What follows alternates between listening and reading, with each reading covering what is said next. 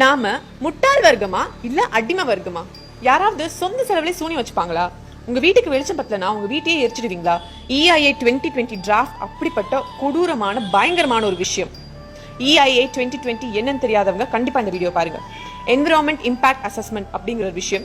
நம்ம ஊர்ல வந்து தொழிற்சாலை வைக்கணும் அப்படின்னு நினைக்கிறவங்க நம்ம கவர்மெண்ட் கிட்ட முன்னாடியே சர்வே எடுத்து இதுதான் எங்க தொழிற்சாலையில இருந்து வெளியே வரப்போற கழிவு, இவ்வளவு இடம் தான் எங்களுக்கு தேவை, இதனால இவ்வளவு பேர் பாதிக்கப்படுவாங்க, இவ்வளவு சுற்றுச்சூழல் பாதிக்கப்படும், இவ்வளவு தூரத்துல இருந்து எல்லாம் தள்ளி இருக்கணும்னு முன்னாடி சர்வே பண்ணி கவர்மெண்ட் கிட்ட கொடுத்து அப்ரூவல் வாங்கி அப்புறம் இண்டஸ்ட்ரி வைப்பாங்க.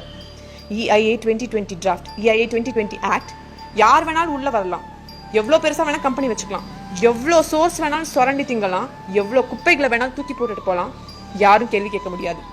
EIA அப்படிங்கிறது நம்ம நாட்டு ரிசோர்ஸஸை பாதுகாத்து நம்மளோட வளங்களை பெருக்கி நம்மளோட இண்டஸ்ட்ரியல்ல கூட்டுறதுக்காக உருவாக்கப்பட்ட ஒரு விஷயம். 1986ல ஆரம்பிச்ச இந்த விஷயம் உண்மையாவே எப்போ ஆக்ட்ல இருந்துச்சு அப்படின்னா 1994ல ஆரம்பிச்சு 2004 வரைக்கும் நல்லாவே இருந்துச்சு. கண்டிப்பா வந்து உள்ள வர முடியாது, யாரும் நினைச்ச மாதிரி ஃபேக்டரி எடுக்க முடியாது, ரூல்ஸ் அண்ட் ரெகுலேஷன்ஸ் ஃபாலோ பண்ணியே நம்ம கிட்ட இருக்கிற நீர்நிலைகளும் ரிசோர்ஸஸும் சுரண்டி போயிடுச்சு. மரங்கள் இல்ல, குடிக்க தண்ணி இல்ல, சுவாசிக்க சுத்தமான காத்து இல்ல, இதெல்லாம் ரூல்ஸ் அண்ட் ரெகுலேஷன்ஸ் ஃபாலோ பண்ணிட்டு இருக்கும் போது EIA 2020 ஆக்ட் இப்போ வரப்போகுது. இதை மக்கள் ஆகஸ்ட் 11க்கு முன்னாடி தடுத்து நிறுத்தல அப்படின்னா if not today never tomorrow, இன்னைக்கு நீங்க சுவாசிக்கிற இந்த சுத்தமான காத்து நாளைக்கு மாசடைஞ்சு போகும். குடிக்க ஒரு சொட்டு தண்ணி இல்லாம எல்லாரும் தெருவா மொத்த நாடும் அலையும். அடுத்த சங்கதியை வாழ்றதுக்காக தகுதியற்ற ஒரு பூமியாக இந்தியா மாறிவிடும். வளங்களும் செல்வ செழிப்பும் செழித்துக் கொண்டிருக்கும் இந்தியா ஒண்ணுமே இல்லாத பாலைவனமா மாறிடும். ஒரு குளிர்பான நிறுவனமோ ஒரு பார்மசூட்டிக்கல் கம்பெனியோ உள்ள விட்டதுக்கே இந்தியாவுக்கு இந்த நிலைமை அப்படின்னா இந்த கோவிட் இஷ்யூக்கு அப்புறம் நிறைய pharmaceutical companies and chemical companies இந்தியாவில தொடங்கி இருக்கு. இந்த EIA 2020 டிராஃப்ட் அதுக்காகவே ஆரம்பிச்ச ஒண்ணு. இனிமே யார் வேணாலும் நிலக்கரியை சுரண்டிட்டு போகலாம், தங்கத்தை அள்ளிட்டு போகலாம், எவ்வளோ நீர்நிலை வேணாலும் உறிஞ்சிட்டு போகலாம், எல்லா குப்பைகளையும் இங்க கொட்டலாம், யாரும் கேள்வி கேட்க முடியாது. 1994க்கு முன்னாடி அங்கங்க இருக்கிறவங்க எங்க இருந்து நீங்க குரல் கொடுத்தாலும் கண்டிப்பாக கவர்மெண்ட் அதை கேட்கும்ன்ற நிலைமை இருந்துச்சு. அப்புறம் 2004 கிட்ட என்ன இருந்துச்சு, அந்த பகுதியில் இருக்கிறவங்க மட்டும் அதை பத்தி கம்ப்ளைண்ட் ரைஸ் பண்ணா கவர்மெண்ட் அதை கேட்கும் இருந்துச்சு. EIA 2020ல என்ன ப்ராப்ளம் இருந்தாலும், அந்த ஃபேக்டரியில என்ன கழிவு வெளியில வந்தாலும், அணுவிலேயே ஒடிச்சு செதறினாலும் யார் மட்டும் தான் அதை பத்தி கம்ப்ளைண்ட் பண்ண முடியும்? கவர்மெண்ட் ஒபிஷியல்ஸும் அந்த நிறுவனத்தை சேர்ந்த ஆபீசர்ஸ் மட்டும் தான் கம்ப்ளைண்ட் பண்ண முடியும். சோஷியல் ஆக்டிவிட்டிஸும் பொதுமக்களும் அதை பத்தி பேசுறதுக்கு தகுதியும் இல்லை, அவர்களுக்கான வாய்ப்பும் அங்க கொடுக்கப்படாது. இதை உணர்ந்த உச்ச நீதிமன்றம் பொதுவா EIA ஆக்ட் வெளில வருது, ஒரு 8 வழிச்சாலையோ இல்ல ஏதோ பெரிய மேம்பாலமோ ஏதோ ஒன்று கட்டுறாங்க அப்படின்னா மக்கள் கிட்ட ஒப்பீனியன் கேட்டுட்டு அப்புறம் தான் ஆரம்பிக்கணும். EIA ஆக்டும் அந்த மாதிரி தான், மக்கள் கிட்ட ஒரு மாசம் டைம் கொடுத்து இவங்க கிட்ட இந்த விஷயத்தெல்லாம் சொல்லி அவங்க ஓகே சொன்னாதான் இதை ஆரம்பிக்கணும். ஆனா ஆல்ரெடி அதை கொடுத்துட்டாங்க, அது பல பேருக்கு தெரியவே தெரியாது. EIAன்ற ஒரு விஷயம் வெளியில வந்தது இங்க பல பேருக்கு தெரியாது. அப்புறம் எப்படி நம்ம நோ சொல்லுவோம்? ஆகஸ்ட் 11 தான் கடைசி டேட். 20 டேஸ் 30 டேஸ் டைம் கொடுக்க வேண்டிய இடத்துல 20 டேஸ் டைம் கொடுத்துருக்காங்க. அப்புறம் உச்சநீதிமன்றம் தலையிட்டு ஏன் இவ்வளவு சீக்கிரமா நடத்துறீங்க, இதை கொஞ்சம் பொறுமைப்படுத்துங்கன்னு சொல்லிட்டு ஆகஸ்ட் 11 வரைக்கும் இதுக்கு மறுப்பு சொல்லி கொடுத்து டைம் கொடுத்துருக்காங்க. இன்னைக்கு நம்ம நோ சொல்லணும்னா நாளைக்கு நம்ம சங்கதியருக்கு வாழ்றதுக்கு தகுதி இல்லாத விவசாயிகளை மட்டும் நம்பி இருக்கக்கூடிய இந்தியா, அதுதான் நம்ம முதுகெலும்பு. இங்க வந்தா விவசாய நிலங்களும் நம் மலைகளும் மேடுகளும் தரமட்டமாக்கப்படும். இங்க இருக்கக்கூடிய நீர்நிலைகள் ஒண்ணுமே இல்லாம ஆயிடும். இது எவ்வளவு பெரிய ஆபத்துன்னு சொன்னா நாளைக்கு நம்ம வாழவே முடியாது, நம்மளே வாழ முடியாதப்ப அடுத்த சங்கதியில எங்க போய் வாழ்வாங்க?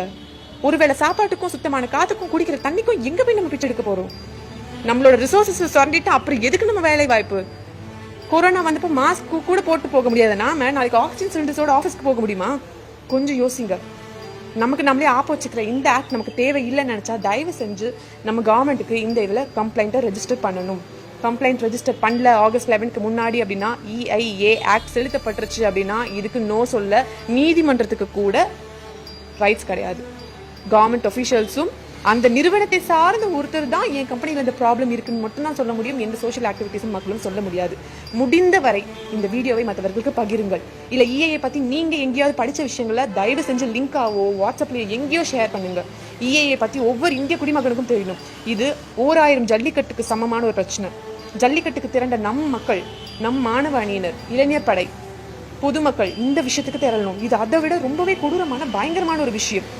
தயவு செய்து EIA ஆக்ட் 2020 EIA டிராஃப்ட் 2020 பத்தி நிறைய படிங்க. எந்த கவர்மெண்ட் மீடியாஸும் ஒபிஷியல்ஸும் எதுவுமே இதை பத்தி பேசல. உண்மையை உறக்க சொல்லுவோம் அப்படின்னு சொல்ற பத்திரிகைகளும் மீடியாவும் எங்க போச்சு? யாரும் பேசல. எந்த சோஷியல் செலிபிரிட்டிஸும் இதை பத்தி நம்ம நாட்டோட வளங்கள் பாதுகாக்கப்பட வேண்டும். EIA 2020 வரவே கூடாது அப்படின்னு நாங்க சொல்லல. ஆனா கண்டிப்பா மக்களுக்கு இதை பத்தி முழுசா தெரிஞ்சிருக்கணும். நிறைய பரிசோதனைக்கு பிறகு பரிசீலனைக்கு பிறகு கவர்மெண்ட் இந்த ஆக்டை கொண்டு வரட்டும். இந்தியா வல்லரசாகிறதும் நல்ல இண்டஸ்ட்ரியலைசேஷன் வந்து வளர்றதும் எல்லாருக்குமே வேண்டிய விஷயம் தான்.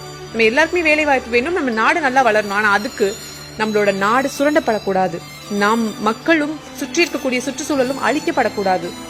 வந்தாரை வாழ வைக்கும் இந்த இந்திய நாடும் இந்த மண்ணும் சரியான முறையில் பாதுகாக்கப்பட வேண்டும். அதுக்கு இந்த ஆக்டை சரியான பரிசீலனைக்கு பிறகே கொண்டு வர வேண்டும்.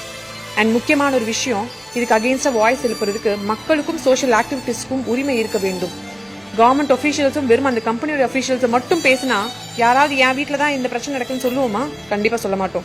இந்த ஆக்ட் முழுக்க முழுக்க தவறான பல விஷயங்களை கொண்டு வருகிறது. இது சில ஆலோசனைக்கு பிறகு, சில மாற்றங்களுக்கு பிறகு தாராளமாக ஏற்றலாம்.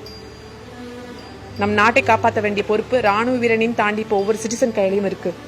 இதை ஷேர் செய்யும் போதும், இதை ட்ரெண்ட் செய்யும் போதும், ஹேஷ்டாக்ஸ் யூஸ் பண்ணும்போதும் மக்கள் கவர்மெண்ட் கிட்ட போய் ரீச் ஆகுறதுக்கும் பிரைவேட்ஸ் கிட்ட போய் ரீச் ஆகுறதுக்கும் நிறைய வாய்ப்புகள் இருக்கு. எதையோ ட்ரெண்ட் செய்ய தெரிஞ்ச நமக்கு நல்ல விஷயத்துக்காக, நம்ம உயிரை காப்பாற்றுறதுக்காகவும் செய்யலாம். நம் நாட்டை காப்பாற்றக்கூடிய கடைசி சில நாட்களுள் இதுவும் ஒன்று. தயவு செய்து இது சாதாரண விஷயமா எடுத்துக்காம அதுக்கான பரிசீலனை செய்யுங்க. வாழ்க பாரதம், வாழ்க இந்தியா. ஜெய் ஹிந்த்.